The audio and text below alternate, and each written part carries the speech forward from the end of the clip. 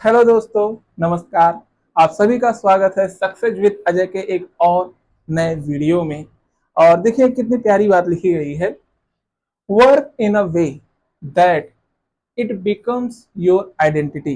यानी काम इस तरीके से करिए कि ये आपकी पहचान बन जाए।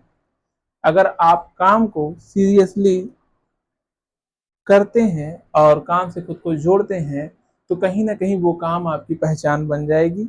अगर आप खुद को अच्छे काम से जोड़ते हैं तो लोग आपको अच्छा समझते हैं, और खुद को अगर एक बार भी गलत काम से जोड़ लिया तो लोग आपको उसी से संबोधित करेंगे। चाहे आपने 1000 बार चोरी की हो, लेकिन अगर एक बार पकड़े गए तब भी आप चोर कहे जाओगे। और चाहे आपने कभी चोरी ना की हो, केवल एक बार चोरी करते हुए पकड़े गए तब भी आप चोर ही कहे जाएंगे। इसलिए काम वही करिए जो आप जिसकी आप पहचान बनाना चाहें।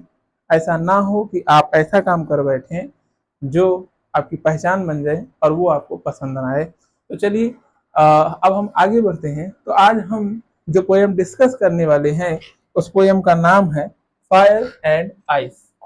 इस पोएम को लिखने वाले हैं रॉबर्ट फ्रॉस्ट, जो एक अमेरिकन पोएम है। तो इस पोएम का टाइटल देखिए, फायर एंड आइस। यानी कि टाइटल में ही देख ले रहे हैं, एक फायर है दूसरी आइस है। ये दोनों के दोनों एक दूसरे के ऑपोजिट हैं। अगर फायर और आइस को साथ में लाया जाए तो फायर आइस को गला देगी और आइस जो है वो फायर को बुझा देगी। तो ये दोनों एक दूसरे के एक तरीके से जस्ट अपोजिट वर्ड्स हैं, लेकिन एक साथ रखे गए हैं इस पोएम के टाइटल में। तो चलिए आगे देखते हैं इस पोएम में आखिर हमारे जो पोएट हैं वो क्या कहना चाहते हैं। तो कह रहे हैं, सम से the world will and in fire. यानी पोएट कहता है कि कुछ लोग कहते हैं, सम मतलब कुछ, से मतलब कहते हैं, कुछ लोग कहते हैं the world will and in fire, कि दुनिया आग से खत्म हो जाएगी। सम से इन आइस, और कुछ लोग कहते हैं ये दुनिया बर्फ से खत्म होगी। From what I have tested of desire. लेकिन जहां तक मैंने, मेरी बात करें, अभी देखिए यहाँ पर कह रहे थे कुछ लोग कहते थे, अब यहाँ पर कह रहे हैं अब कुछ लोग जो कहते थे वो कहते हैं, जो लोग कह रहे हैं कहने दो। अब मैं अपनी बात कर रहा हूँ। From what I have tested of desire, जितना मैंने डिजायर को टेस्ट किया है, यानी जितना मैंने डिजायर को समझा है, इंसान की इच्छा को समझा है, I hold with those who favour fire. मैं उन लोगों के साथ जाना चाहूंगा, मैं उन लोगों का समर्थन करूंगा जो लोग फेवर करते हैं फायर का, यानी जो लोग आग का समर्थन करते हैं।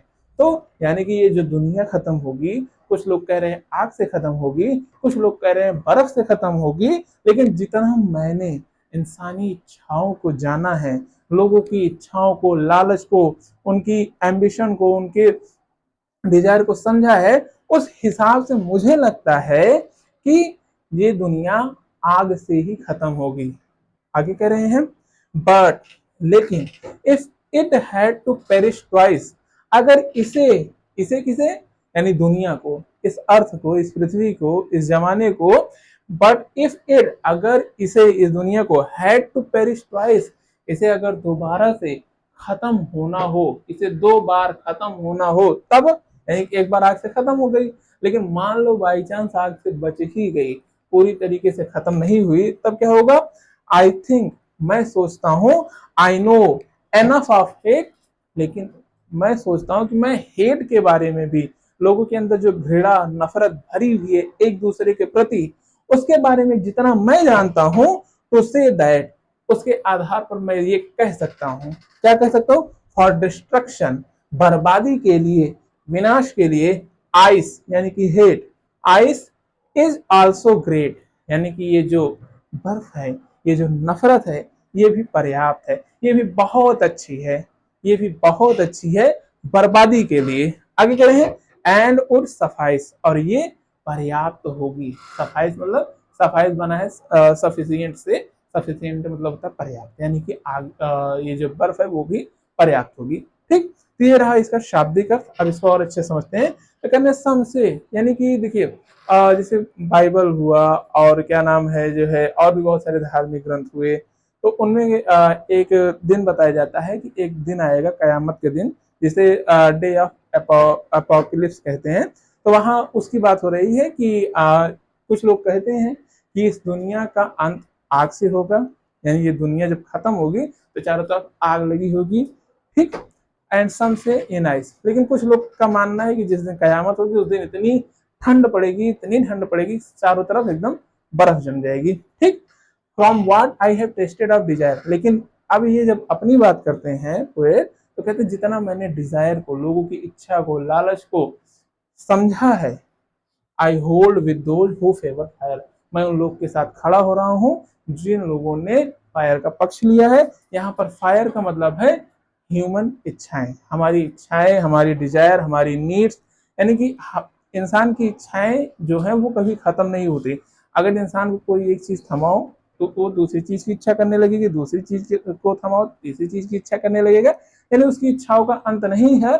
और इन्हीं इच्छाओं को पूरा करते करते इंसान अपने ही लोगों से दूर होता जाता है और अपने ही आसपास की चीजों को बर्बाद करता जाता है। वही चीज ये कह रहे हैं, जितना मैंने इंसान की इच्छाओं को देखा है, समझा है, मैं जानता हूं अगर दुनिया खत्म होनी होगी तो लोगों की इच्छाओं से, यानी कि फायर से खत्म हो जाएगी, ठीक। आगे कह रहे हैं, बट लेकिन if it had to perish twice, लेकिन मान लो इंसान का लालच थोड़ा सा थम गया, खत्म होते होते, दुनिया को खत्म होते होते पूरा नहीं खत्म कर पाया इंसान का लालच, तो क्या होगा। आई थिंक, मैं सोचता हूँ, यानी कि पोएट सोचता है, आई नो एनफ ऑफ इट, कि मैं नफरत के बारे में तो इतना जानता ही हूँ, मैं इंसान की एक दूसरे के प्रति जो नफरत है उसके बारे में इतना तो जानता ही हूँ। देखिए, इंसान के अंदर इच्छा है, लालच है, तो वो सारी चीजें अपने पास चाहेगा, दूसरे के पास जो भी चीज होगी उसको भी अपने पास चाहेगा, तो जाहिर सी बात है लोग एक दूसरे से नफरत करेंगे।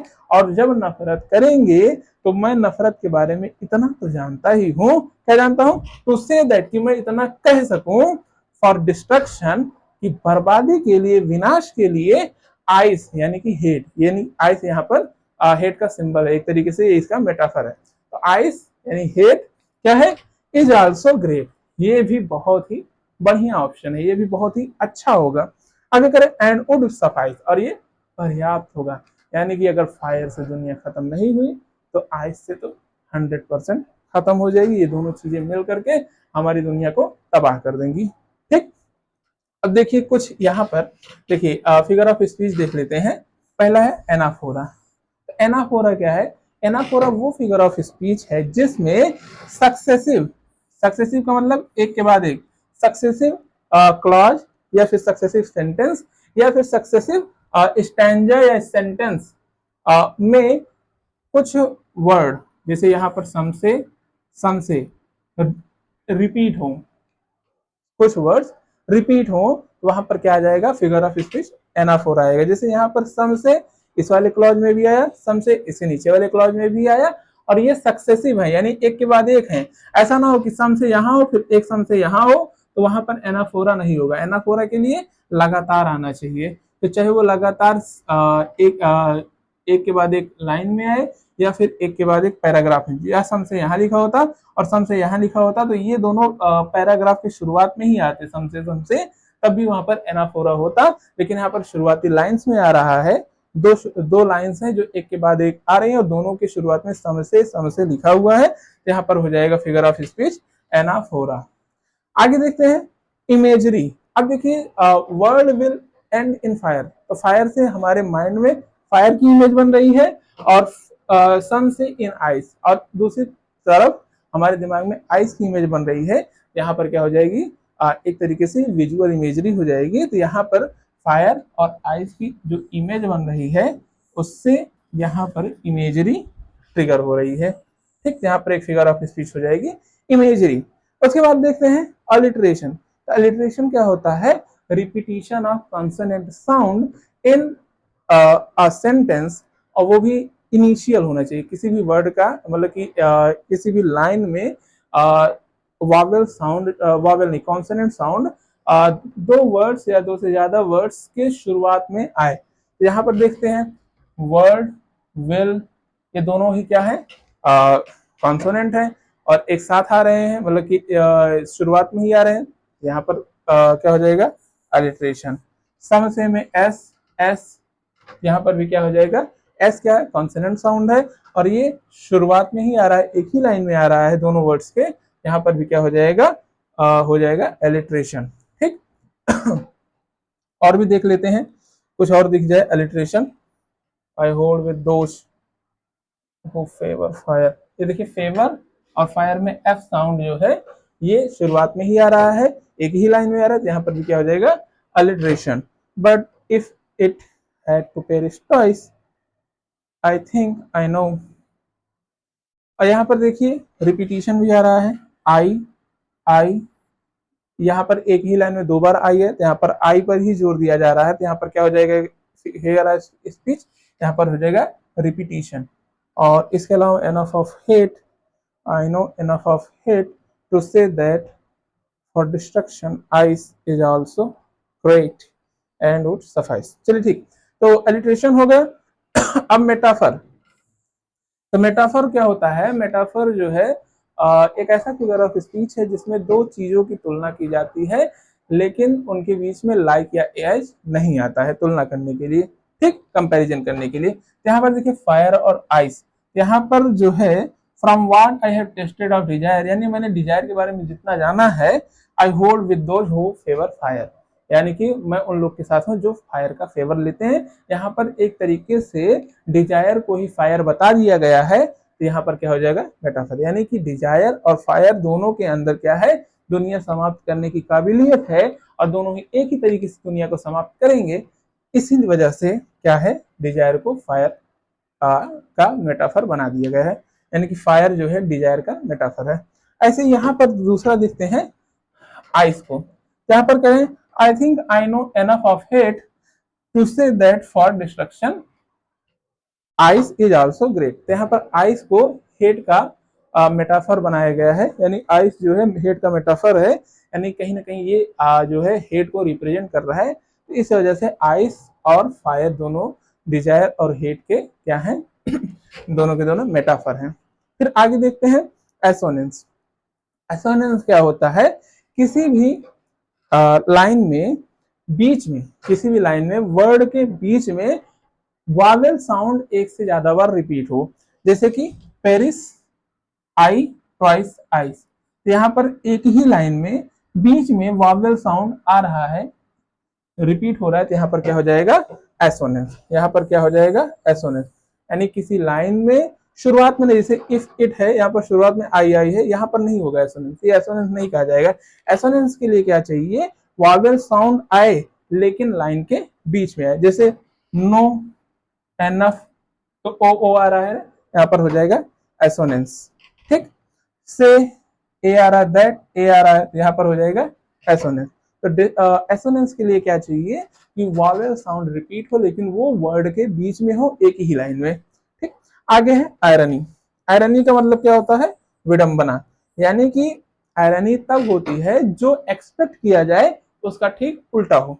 अब देखिए ग्रेट जो वर्ड है, जैसे यू आर लुकिंग ग्रेट, आप बहुत अच्छे दिख रहे हैं, या he was a great king, वो बहुत ही महान राजा थे। तो यहाँ पर ग्रेट जो वर्ड है वो कहीं ना कहीं पॉजिटिव सेंस में लिया जाता है, यहाँ कोई चीज अच्छी है, पॉजिटिव है, महान है, उसके लिए ग्रेट का इस्तेमाल किया जाता है, ना कि नेगेटिव सेंस में। लेकिन यहाँ पर क्या किया गया है, यहाँ पर correct to say that for destruction ice is also great, यानी डिस्ट्रक्शन के लिए आइस बढ़िया है, आइस बहुत अच्छी है। तो यहाँ पर क्या हुआ, आइस को डिस्ट्रक्शन, आइस जो डिस्ट्रक्शन को क्या कर रहा है, एक तरीके से डिस्ट्रक्शन का एक तरीके से जिम्मेदार है आइस, वहां पर उस डिस्ट्रक्शन से ग्रेट को जोड़ा जा रहा है, यानी डिस्ट्रक्शन के लिए आइस ग्रेट है।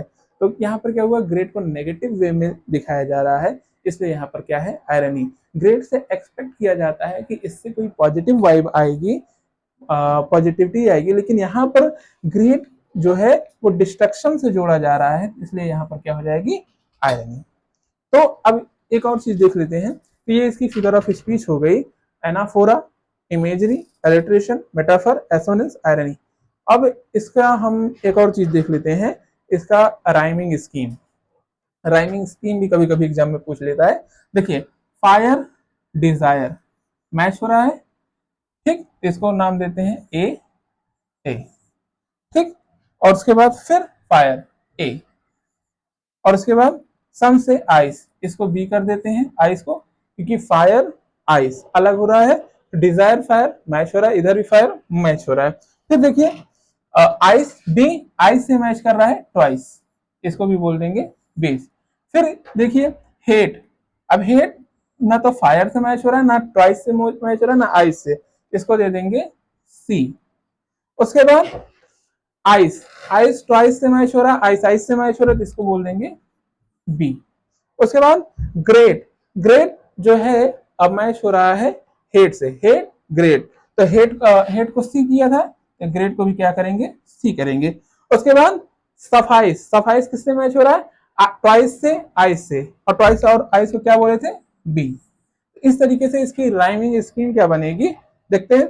इसकी राइमिंग है ए बी ए ए, इसकी राइमिंग स्कीम क्या हो गई ए बी ए ए। आगे B C B C B, B C B